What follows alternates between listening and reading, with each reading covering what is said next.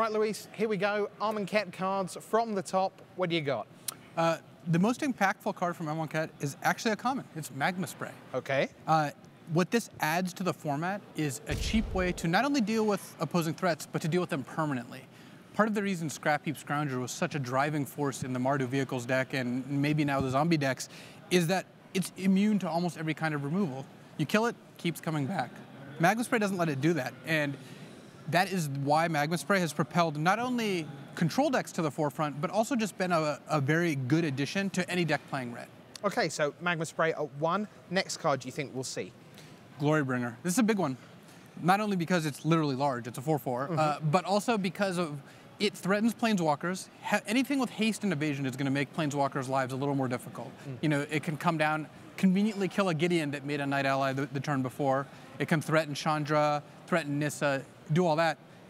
As well as having an exert ability, which means it can pick off whatever mid-range threat is on your opponent's side of the table. Do you expect that exert to happen the bulk of the time, or is that how it works? Almost all the time, yeah. Basically, if you play a Glorybringer and their opponent's letting you attack, they're tapped out or they don't have a removal spell, if they have a creature, you're going to eat the creature, because if you don't, they might untap and cast, Never to Return, and you lost out on the ability to exert your Glorybringer. All right, so that's Glorybringer. What's our third card?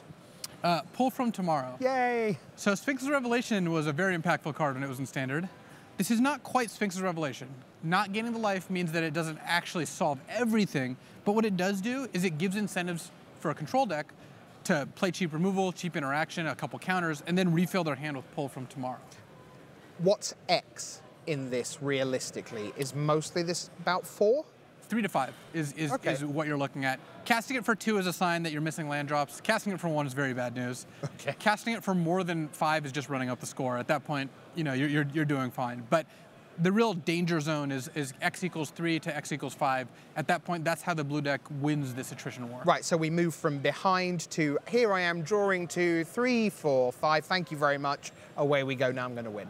Basically. Yeah. All right, so that's Pull from Tomorrow. Next up, Sweltering Suns. Yeah, red got a lot of cards in Amonkhet, and Sweltering Suns is another way to fight aggro.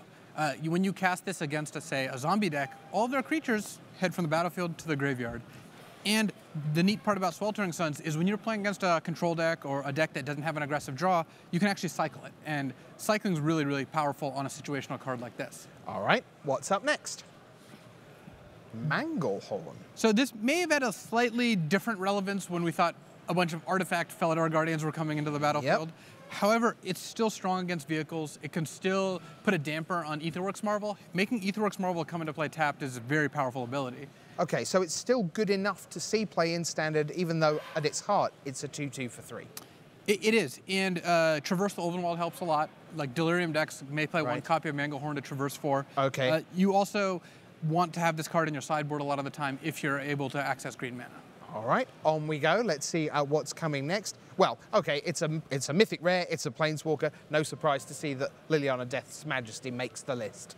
Yeah, Liliana's quite powerful. She's another solid mid-range card, and the ability to not only make zombies, but also bring creatures back as zombies has a little more relevance in this world where zombies are an actual supported creature type, and you really have cards that care about zombies. If you were forced to guess, and I'm about to force you to guess, just so you know, the ultimate, -7, destroy all non-zombie creatures. Do we see it on camera today, yes or no? I'm going to guess no, but I think the threat of the ultimate will impact many games. Right, so it's the fact that just that line of text exists changes the way the games play out. Because Liliana goes from 5 to 6 to 7 very quickly. Okay, we were going to tell you about the next card, but it's been censored. Sorry, tell us about Censor. Now, look, the Force Spike thing, in general, you get punched in the face once and then you remember the bruise. So how is that going to work? Is it going to get people? It's actually really tricky with Censor. First of all, it's a great card to have in your opening hand because on turn 2, you can counter their 2-drop. On turn 3, you can counter their 3-drop, and so forth. Second, like you said, once you get Force Spiked, once you get censored, maybe you're gun shy and you just don't play something until a turn later. Well, they're getting value when you do that. With your opponent who has Censor in their hand, when you're doing that, you're delaying your game plan by a turn, so they're getting value.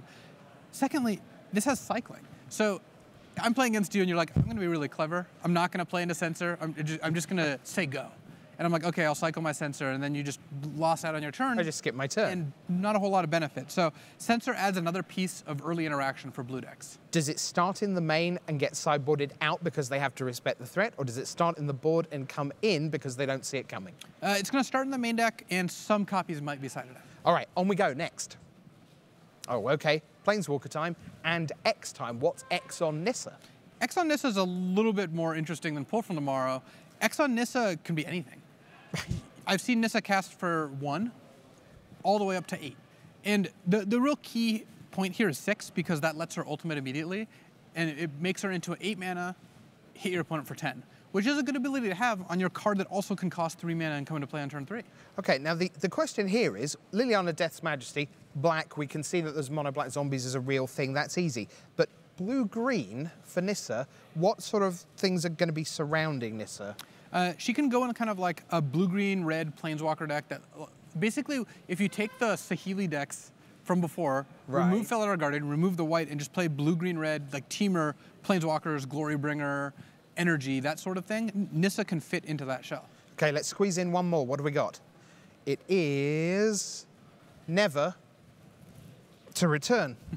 So this is the alternative to Ruinous Path, and I think in general people have concluded that instead of paying 4 mana when you cast the spell to awaken one of your lands, Ruinous Path costs 7 total, why not pay the 4 mana later? You only get a 2/2, but you don't have to play it on the same turn, because Never on the front side is quite a strong card.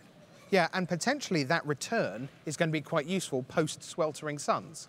Yeah, there's plenty of things you can do. You can also exile cards from your opponent's graveyard, so you get to pick off some amount of, their creatures that come back or cards that they're interested in getting back. Now, we can't go through everything that you came up with in I think this could see play, but just to say, there are a lot more, aren't there? Oh, there certainly are. Big impact set, Amonkhet, standard, coming your way in just a moment. That's LSV's standard preview.